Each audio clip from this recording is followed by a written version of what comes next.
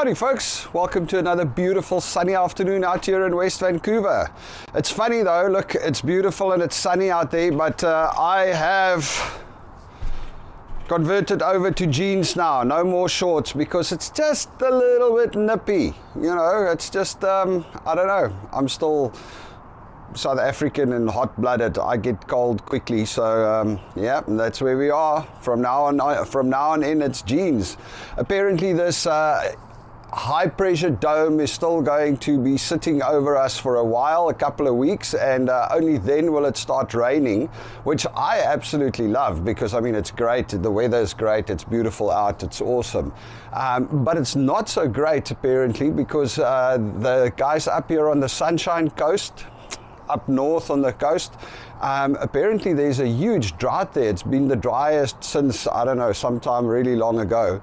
They actually expect that they might be running out of drinking water and water from their aquifers in the next 2 months if it doesn't rain significantly.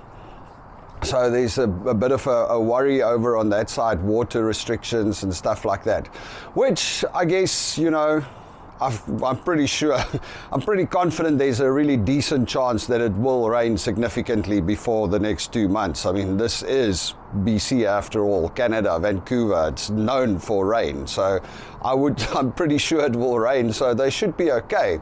But it's always also funny, you know, I wonder about it. Okay, I get global warming. I mean, it's a scientific fact. We cause global warming with our greenhouse gases, and that changes that changes the weather, and it changes the shape of and the scope of the planet. But the thing that I always wonder about when they come in the news and they go, this is the warmest year since sometime very long ago because of global warming. I'm like, okay, cool, I get it, I'm with that, I'm 100% behind you. Global warming made it, this is the warmest year. I always just can't help but wondering, what happened back in 1872 when it was warmer though? Because then there were no global warming. Or what happened back in 1758 when it was drier? Or anyway, just sorry, that's just a random thought. While on the topic of droughts though, in Joburg, there's also, in South Africa and Johannesburg, is also having severe water issues at the moment because of a drought. There's just not enough rain, not enough water, and they actually, remember I told you guys about load shedding, where they got rolling blackouts? They now have water shedding. I'm not sure how it works. They say that they are going to cut water usage by 30%. I don't know if they also like switch off your water in bits and pieces. It would be quite interesting to know how they work it. But anyway, I just thought it's really funny, the name water shedding. Anyway. All right, so that's enough about drought and heat and things like that.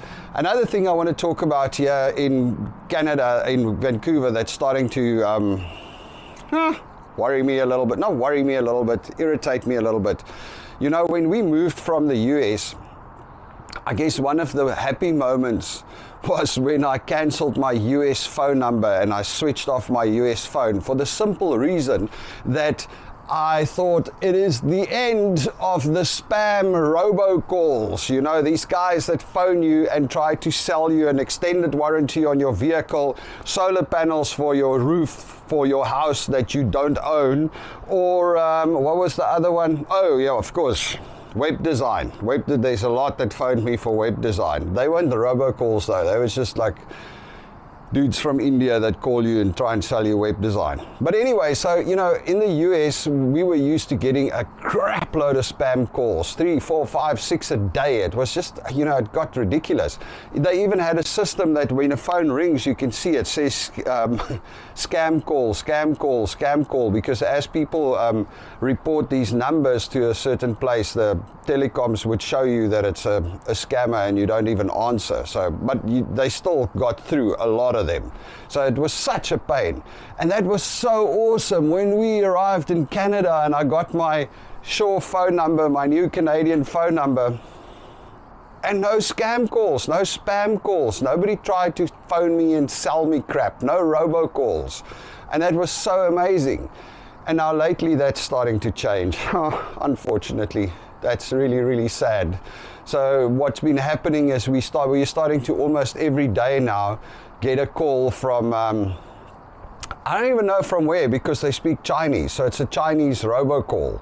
It's like the only word I can make out is FedEx, and it's just like continuously, every single day, you get this phone call with this Chinese lady trying to sell you something or tell you something about FedEx. And it's so crazy because me and Belinda, we sit across from each other at the desks working, and Belinda's phone will ring and it's that person or that robocall, and then she puts it down, and then my phone rings and it's the same one, because our numbers are in sequence. I'm thinking they're literally just phoning everybody every day. It's like absolutely crazy. There should be something done about these robocallers, you know. Like, honestly, if you want to sell me something, you know, man, really, robocalling? That is just such a, it's actually an insult, to be quite frank. I mean, you go and set up a computer to just barrage and spam a whole lot of people and like try and convince them to buy something from you, but you don't have the decency to actually really call them yourself and put some work in. You just have a computer do it. I mean, it's just stupid. Or do your research better. Actual fact, that's not only robocalls. I feel the same about LinkedIn and a bunch of these other tools that people use, these prospecting tools or the bulk emailers. You know, if you want to try and sell me something, at least do the research, respect my time.